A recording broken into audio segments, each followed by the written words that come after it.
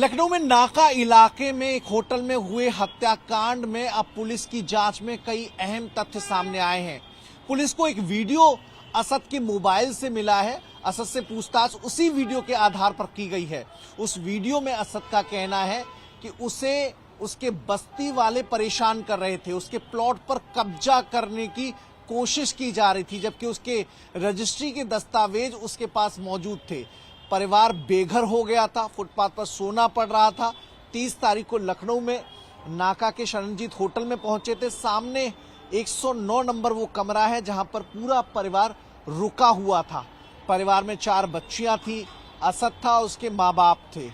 असद ने वीडियो में बताया कि उसने और उसके पिता ने मिलकर 4 बच्चियों की गला दबाकर हत्या की और हत्या करने के बाद उसने एक वीडियो बनाया, अपनी मां की भी उसने हत्या की। उस वीडियो में इस बात का जिक्र किया गया है कि हत्या का कारण बस्ती वाले थे, पड़ोसी लोग थे, जिसमें उसका नाम उसने लिया है आफताब, रानू सहित कई नाम उसने लिए हैं। ये लोग जुल्म कर रहे थे असद उसके परिवार पर। इनकी योजना थी कि असद और उसके परिवार को फर्जी मामलों में फंसाकर असद की बहनों को हैदराबाद में किसी के हाथों बेच दिया जाए। ये अंदेशा असद ने अपने उस वीडियो में जताया है।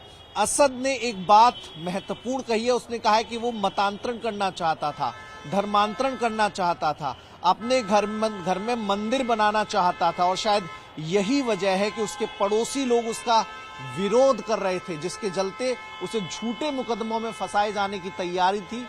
जुल्म और जाति से तंग आकर उसने पुलिस की शरण ली। जो पॉलिटिकल पार्टी के लोग हैं उनसे भी मदद मांगी। जब मदद नहीं मिली तब जाकर उसने अपने परिवार की जिंदगी खत्म करने का फैसला लिया।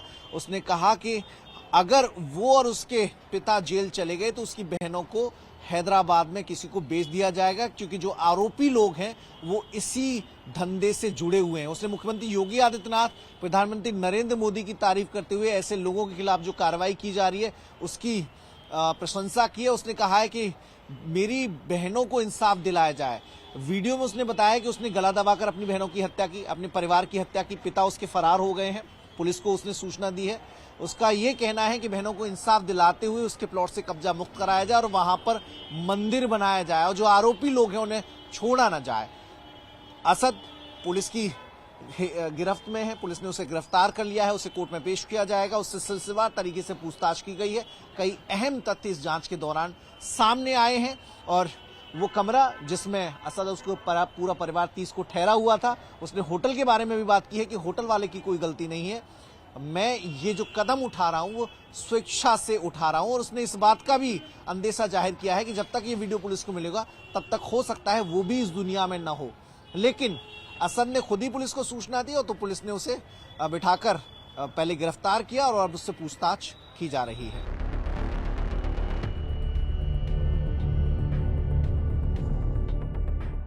देखिए, एक व्यक्ति अरशद नामक उसको हिरासत में लेकर के पूछताछ की गई है, जिसमें ये निकल कर के आया है कि उनके द्वारा ही इस पूरी घटना को कारित किया गया है, जिसमें इन्होंने पहले शराब पिला करके अपनी 4 बहनों और माता को मौत के घाट उतारा है और इसमें कुछ का गला दबा करके और कुछ के नसों को काट करके इस घटना को अंजाम दिया है। बाकी अभी पोस्टमार्टम रिपोर्ट से और चीजें क्लियर हो जाएंगी। मैम, जिस तरीके से वो बदायूं का रहने वाला है, लखनऊ कैसे पहुंचा? इससे पहले कई जगहों पर जाने की बात कराई, क्योंकि वीडियो सोशल मीडिया पर उसने वायरल किया।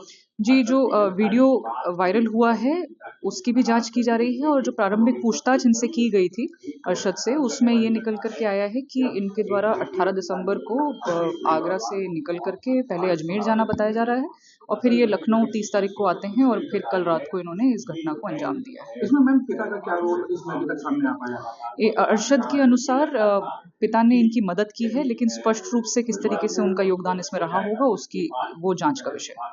क्या कुछ मैम मेन हत्या के पीछे वजह क्या निकली? क्योंकि कई बार कहा जा रहा है पारिवारिक कलह, दूसरी बात कही जा रही है जो बस्ती वालों का जो वीडियो वायरल किया गया है। जी, इसमें कई तरह की चीजें आई हैं, लेकिन अगर प्रारंभिक रूप से देखा जाए तो इसमें मोहल्ले वालों से विवाद की बात भी सामने आई है।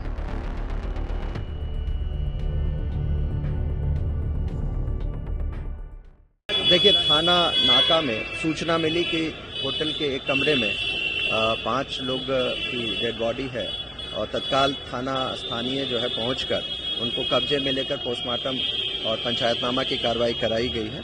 सभी अधिकारियों के द्वारा घटनास्थल का निरीक्षण कर लिया गया है।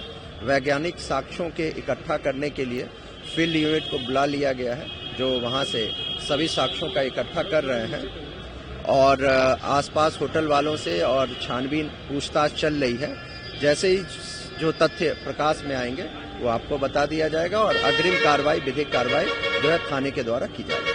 हत्या की वजह क्या लग रही है और किस चीज से हत्या की गई है, क्या कुछ? देखिए, जो बॉडीज पे कुछ खुली चोटें हैं, कलाई पे, गर्दन पे, और जो है उन सभी के आधार पर और जो पंचायतनामा पोस्टमार्टम के आधार पर जो है हम लोग इन चीजों को फाइंड आउट करेंगे और इस पूरी घटना में क्या है उसके बारे में जानकारी कर आपको बता दिया जाएगा।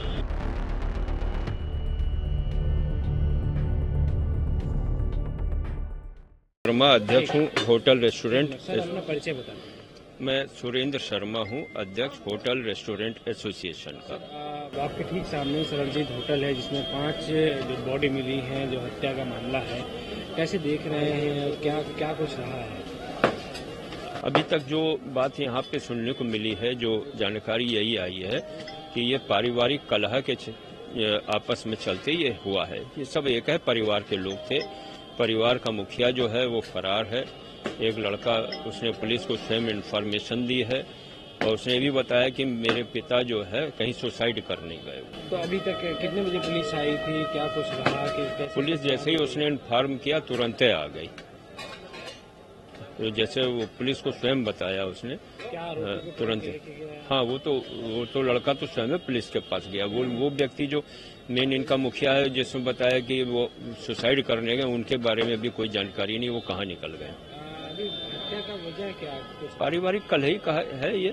एक पहली उसमें भी एक परिवार के लोग और परिवार के लोग आपस में मार रहे हैं, तो ये पारिवारिक कलह ही का तो एक कारण निकल के आता है। बाकी पुलिस अपनी जांच करेगी, सब चीज सामने आएगी।